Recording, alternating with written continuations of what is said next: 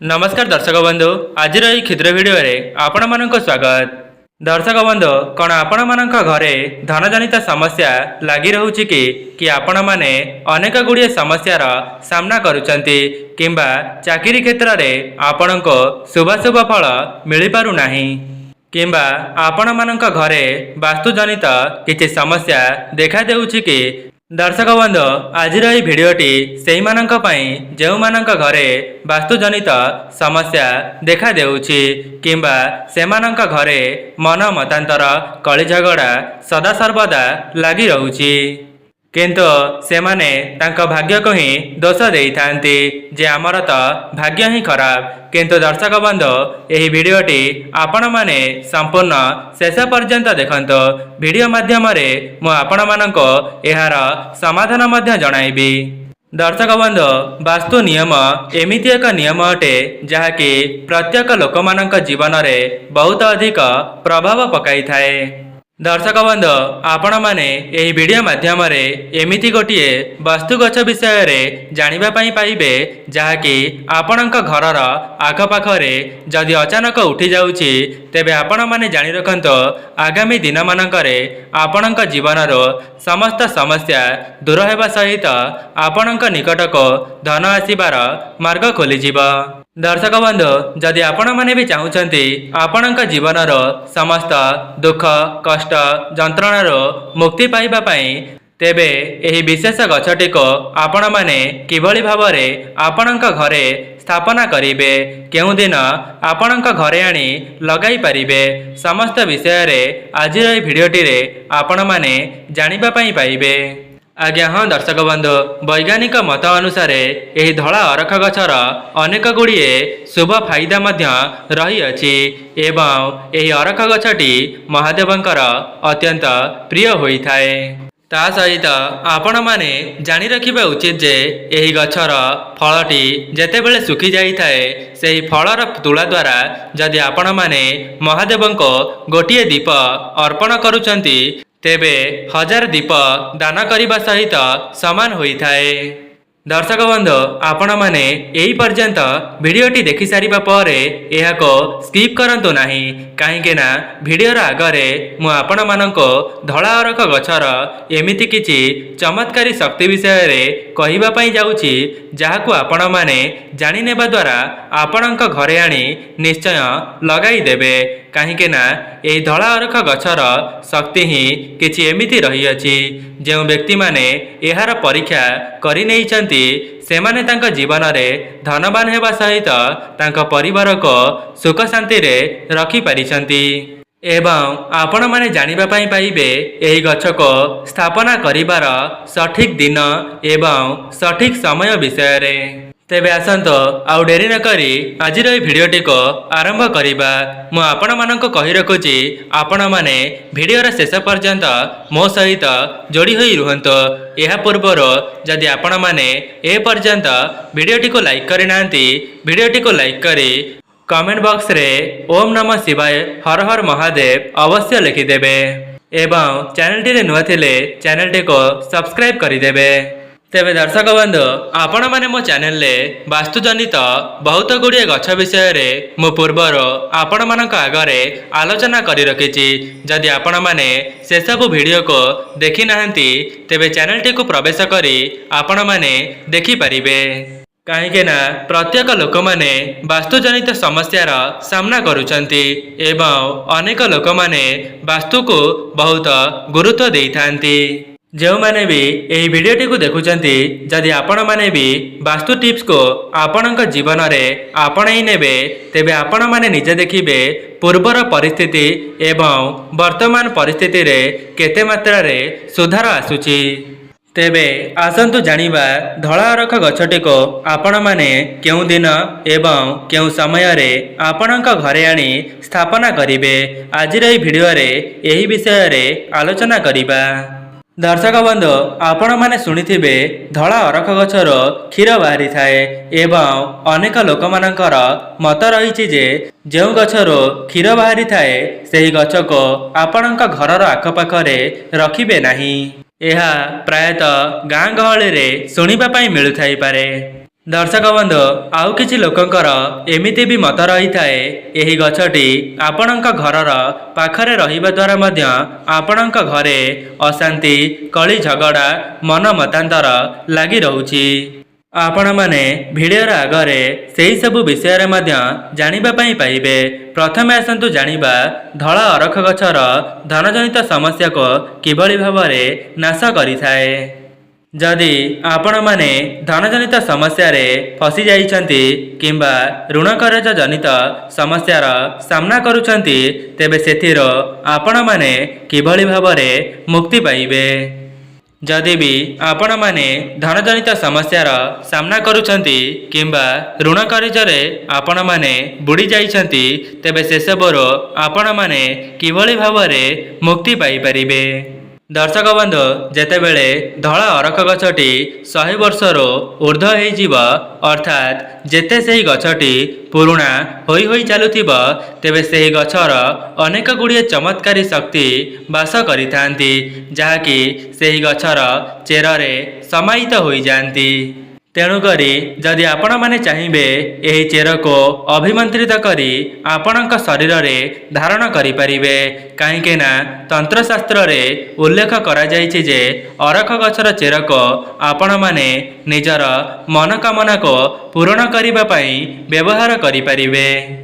एवं शास्त्र रे मान्यता अछि धला अरखर चेरटी को श्री गणेशंकर कारक रूप रे मान्यता रहिछि। एवं ए अरख गछर फूलटी महादेवंकर बहुत प्रिय होई थाए। कहा जाए जो घरर आखपाखरे किंबा बगीचारे एही गछटी रही थाए सेही घरे धन वृद्धि होई चली थाए। तेबे आपण माने एही धला अरख गछटी को महादेवंकर प्रिय बार अर्थात सोमवार दिन आपणक घर को नहीं करी आसंतो।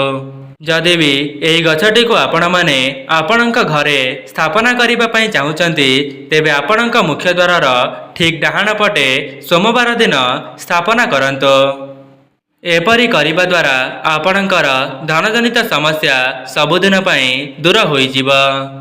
जदि भी आपण माने ऋण कर्जरे बुड़ी जाइतिले तेबे आपणकर ऋण कर्ज 1 मास मध्यरे सुझिजिब। दर्शक बंधु जो मैंने भी यही वीडियोटी को देखुचंती जदि आपणकर विश्वास हेउ नाही तेबे आपणक जीवन रे थरे मात्र यार परीक्षा करी देखंतो। किए जाने आपणकर गोटिए प्रयास द्वारा आपणकर भाग्य संपूर्ण भाव रे परिवर्तन होई जाई पारे। दर्शक बंधु आपण माने भाबुथिबे एही गछटी को आमे माने केउठारु संग्रह करिबा तेबे मु आपण माननको कहि रखुची एही गछटी ऑनलाइन ले मध्य अवेलेबल अछि।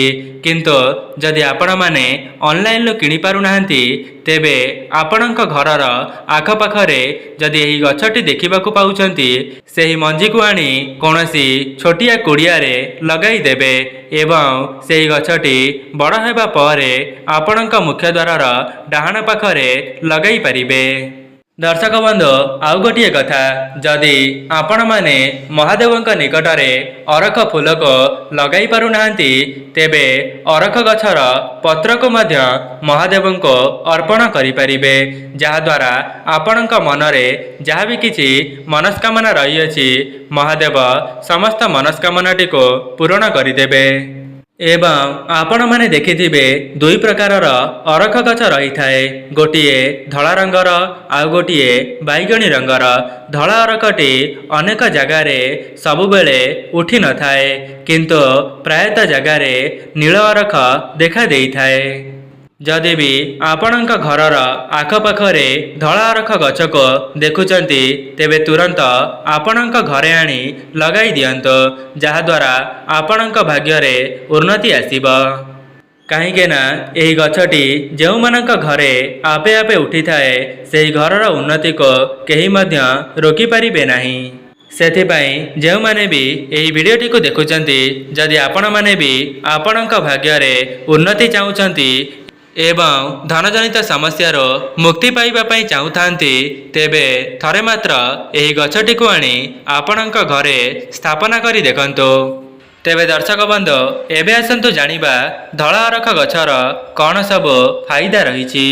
ଆପଣମାନେ ଏହି ଧଳା ଅରଖ ଚେରଟିକୁ ନିଜ ଘରକୁ ସୋମବାର ଦିନ ନେଇକରି ଆସନ୍ତୁ ଏବଂ ଧଳା ଅରଖ ଚେରଟିକୁ ନିଜ ଘରକୁ ଆଣିସାରିବା ପରେ ଗଙ୍ଗା ଜଳରେ ଭଲ ଭାବରେ ଧୋଇଦେବେ।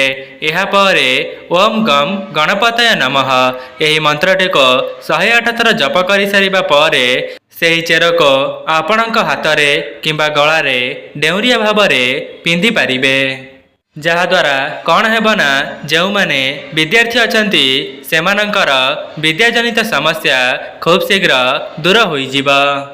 ଏବଂ ଏମିତି ବି କିଛି ଲୋକ ଅଛନ୍ତି ଯେଉଁମାନେ ଏହି ଗଛଟିକୁ ସେମାନଙ୍କ ଘରେ ଆଣି ଲଗାଇବା ପରେ ମଧ୍ୟ ସେମାନଙ୍କର କୌଣସି ପରିବର୍ତ୍ତନ ଆସିନଥାଏ। ଆପଣମାନଙ୍କୁ ଗୋଟିଏ କଥା କହି ରଖିବି, କେବଳ ବାସ୍ତୁ ଗଛକୁ ଆପଣଙ୍କ ଘରେ ଆଣି ଲଗାଇଦେବା ଦ୍ୱାରା ସେଥିରୁ ଆପଣଙ୍କୁ ଶୁଭଫଳ ମିଳିପାରିବ ନାହିଁ। କାହିଁକି ନା ତା ସହିତ ଆପଣଙ୍କ କର୍ମକୁ ମଧ୍ୟ ଭଲ ରଖିବା ପାଇଁ ପଡ଼ିବ, ଯାହାଦ୍ୱାରା ଈଶ୍ୱରଙ୍କର ଆଶୀର୍ବାଦ ଆପଣଙ୍କ ଉପରେ ରହିପାରିବ। ଯଦି ବି ଆପଣମାନେ ନିଜର କର୍ମକୁ ଭଲ କରିବା ସହିତ ବାସ୍ତୁକୁ ମଧ୍ୟ ଧ୍ୟାନ ଦେବେ, ତେବେ ଆଗାମୀ ଜୀବନରେ ଆପଣମାନେ ବହୁତ ଆଗକୁ ଗତି କରିପାରିବେ। ଦର୍ଶକ ବନ୍ଧୁ, ଆଉ ଗୋଟିଏ ଉପାୟ ଯାହାକି ଆପଣମାନଙ୍କୁ ବତାଇବି, ଧଳା ଅରଖ ଗଛର ମଞ୍ଜିକୁ ଆପଣମାନେ କିପରି ବ୍ୟବହାର କରିବେ। ଅର୍ଥାତ୍ ଅରଖ ଗଛର ଫଳଟି ଶୁଖିଯିବା ପରେ ସେଥିରୁ ତୁଳା ବାହାରେ ଏବଂ ସେହି ତୁଳାକୁ ଆପଣମାନେ ବଳିତା କରି ରଖିବେ। ଯଦି ବି ଆପଣଙ୍କୁ ଏହି ଗଛଟି କେଉଁଠାରେ ବି ମିଳିଯାଉଛି, ତେବେ ଏହାକୁ ହାତଛଡ଼ା କରନ୍ତୁ ନାହିଁ। କିମ୍ବା ଏହି ଗଛର ଫଳଟିକୁ ଯଦି ଆପଣମାନେ ପାଇଯାଉଛନ୍ତି, ତେବେ ଆପଣଙ୍କ ଘରକୁ ନେଇ ଆସନ୍ତୁ ଏବଂ ଏଥିରେ ତୁଳାକୁ ବାହାର କରି ବଳିତା ପ୍ରସ୍ତୁତ କରନ୍ତୁ ଏବଂ ସେହି ବଳିତାକୁ ତିଆରି କରିସାରିବା ପରେ ଗୋଟିଏ ଦୀପକୁ ପ୍ରସ୍ତୁତ କରିବେ ଏବଂ ସେହି ଦୀପଟିକୁ ନେଇ ମହାଦେବଙ୍କ ନିକଟରେ ଅର୍ପଣ କରିଦେବେ। ଆପଣମାନେ ଚାହିଁଲେ ପ୍ରତ୍ୟେକ ମାସର ସୋମବାର ଦିନ ଆପଣଙ୍କ ଘରର ନିକଟରେ ଥିବା କୌଣସି ବି ଶିବ ମନ୍ଦିରରେ ଏହି ଦୀପଟିକୁ ନେଇ ପ୍ରଜ୍ୱଳନ କରିବେ। ଦର୍ଶକ ବନ୍ଧୁ, ଏହି ଗୋଟିଏ ଦୀପଟି ଆପଣମାନେ ପ୍ରଜ୍ୱଳନ କରିବା ଦ୍ୱାରା 108ଟି ଦୀପକୁ ଅର୍ପଣ କରିବାର ଶକ୍ତି ଆପଣଙ୍କୁ ପ୍ରଦାନ କରିଥାଏ, ଯାହାଦ୍ୱାରା ମହାଦେବ ଆପଣଙ୍କ ପୂଜାରେ ପ୍ରସନ୍ନ ହୋଇଯାଆନ୍ତି ଏବଂ ଆପଣଙ୍କ ଜୀବନର ସମସ୍ତ ଦୁଃଖ କଷ୍ଟ ଯନ୍ତ୍ରଣାକୁ ଦୂର କରିଦିଅନ୍ତି। ଦର୍ଶକ ବନ୍ଧୁ, କେବଳ ଧଳା ଅରଖ ଗଛ ହିଁ ନୁହେଁ, ଯଦି ବି ଧଳା ଅରଖ ଗଛ ସହିତ ଆପଣମାନେ ଅଁଳା ଗଛ, ବେଲ ଗଛ, ପାନ ଗଛ ଏସବୁ ଗଛକୁ ଆପଣଙ୍କ ଘରେ ଲଗାଇଦେବେ, ତେବେ ବାସ୍ତୁଜନିତ ସମସ୍ୟା ଖୁବ୍ ଶୀଘ୍ର ଦୂର ହେବା ସହିତ ଆପଣଙ୍କ ଉପରେ ଭଗବାନଙ୍କର ଆଶୀର୍ବାଦ ସଦାସର୍ବଦା ରହିବ। ସେଥିପାଇଁ ଯେଉଁମାନେ ବି ଏହି ଭିଡ଼ିଓଟିକୁ ଦେଖୁଛନ୍ତି, ଆପଣଙ୍କ ଭାଗ୍ୟରେ ଉନ୍ନତି କରିବା ପାଇଁ ଥରେ ମାତ୍ର ଏହିସବୁ ଗଛକୁ ଆପଣଙ୍କ ଘରେ ଆଣି ଲଗାଇ ଦିଅନ୍ତୁ। ଦର୍ଶକ ବନ୍ଧୁ, ଆପଣମାନଙ୍କ ମନରେ ପ୍ରଶ୍ନ ଆସୁଥିବ ଯେ ଏହି ଧଳା ଅରଖ ଗଛରୁ ତ କ୍ଷୀର ବାହାରୁଛି, ତେବେ ଆମ ଘର ପାଖରେ ଏହି ଗଛଟିକୁ ଆମେମାନେ କିପରି ଲଗାଇବା? ତା ସହିତ ଆପଣମାନେ ଭାବୁଥିବେ ଆପଣଙ୍କ ଘର ପାଖରେ ନୀଳ ଅରଖକୁ କ'ଣ ଆମେମାନେ ରଖିପାରିବା? ନାଇଁ ଆଜ୍ଞା, ଆପଣମାନେ ଯେଉଁ ନୀଳ ରଙ୍ଗର ଅରଖକୁ ଦେଖୁଛନ୍ତି ତାହା ଭିତରେ ଏମିତି କିଛି ଚମତ୍କାରୀ ଶକ୍ତି ଭରି ହୋଇ ରହିନଥାଏ, ଯାହାଦ୍ୱାରା ଆପଣମାନେ ସେହି ଗଛଟିକୁ ଲଗାଇବା ଦ୍ୱାରା କୌଣସି ଶୁଭଫଳ ମିଳିପାରିବ ନାହିଁ।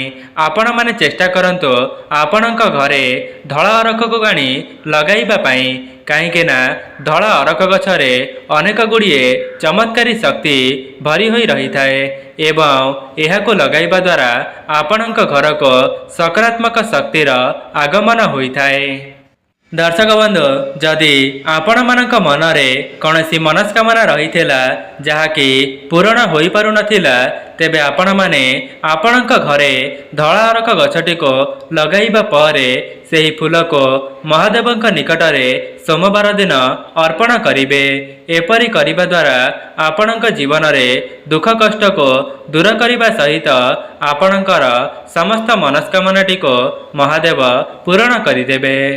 କୁହାଯାଏ ସୋମବାର ଦିନ ଧଳା ଅରଖ ଫୁଲ କିମ୍ବା ଦୁଦୁରା ଫୁଲକୁ ମହାଦେବଙ୍କର ଶିବଲିଙ୍ଗରେ ଅର୍ପଣ କରିବା ଦ୍ୱାରା ଆପଣଙ୍କର 100 ଜନ୍ମର ପାପ କ୍ଷୟ ହୋଇଯାଇଥାଏ। ସେଥିପାଇଁ ଆପଣମାନେ ନିଶ୍ଚିତ ଭାବେ ଆପଣଙ୍କ ଘରେ ଆଣି ଗୋଟିଏ ଧଳା ଅରଖ ଗଛଟିକୁ ସ୍ଥାପନା କରନ୍ତୁ।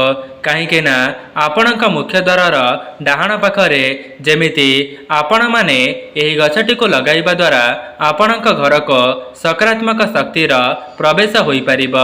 ଯେମିତି ତୁଳସୀ ଗଛଟି ଆମ ଘରର ସାମ୍ନାରେ ରହିବା ଦ୍ୱାରା ଆମ ଘରକୁ ନକାରାତ୍ମକ ଶକ୍ତି ପ୍ରବେଶ କରିପାରେ ନାହିଁ, ଠିକ୍ ସେହିପରି ଧଳା ଅରଖ ଗଛଟିକୁ ଆପଣଙ୍କ ଘରର ସାମ୍ନାରେ ଲଗାଇବା ଦ୍ୱାରା ଆପଣଙ୍କ ଘରକୁ କୌଣସି ବି ନକାରାତ୍ମକ ଶକ୍ତି ପ୍ରବେଶ କରିପାରିବ ନାହିଁ।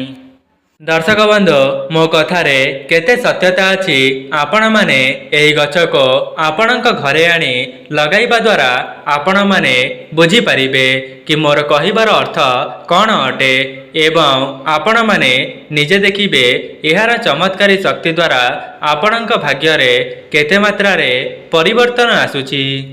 ତେବେ ଦର୍ଶକ ବନ୍ଧୁ, ଏହା ଥିଲା ଧଳା ଅରଖ ଗଛର କିଛିଟା ଚମତ୍କାରୀ ଫାଇଦା, ଯାହାକୁ କରିବା ଦ୍ୱାରା ଆପଣମାନେ ଧନବାନ ହୋଇପାରିବେ। ଯଦି ଆପଣମାନଙ୍କୁ ଭିଡ଼ିଓଟି ଭଲ ଲାଗିଥାଏ, ଭିଡ଼ିଓଟିକୁ ଲାଇକ୍ କରି କମେଣ୍ଟ ବକ୍ସରେ ଓମ୍ ନମଃ ଶିବାୟ ହର ହର ମହାଦେବ ଅବଶ୍ୟ ଲେଖିବେ। ଚ୍ୟାନେଲଟିରେ ନୂଆ ଥିଲେ ଚ୍ୟାନେଲଟିକୁ ସବସ୍କ୍ରାଇବ୍ କରିଦେବେ। ଆଜି ପାଇଁ ରହୁଛି, ନମସ୍କାର।